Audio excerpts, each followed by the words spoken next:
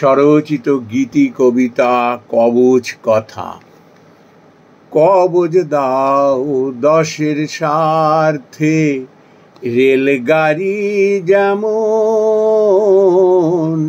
মানুষ হলো হুঁশওয়ালা, দরকার কি তেমন। কবচ দাও দশের স্বার্থে, দুষ্টের যদি কবচ মেলে, করবে দুরাচার।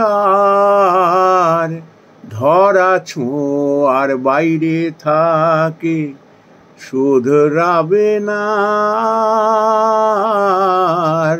করবে দুরাচার। মানুষের কবচ দিবেন স্বয়ং ভগবান, সচ্চরিত্রের ব্যক্তি যিনি, তিনি কবচ পান। মানুষের কবচ দিবেন স্বয়ং ভগবান, সচ্চরিত্রের ব্যক্তি যিনি, তিনি কবচ পান, তিনি কবচ পান।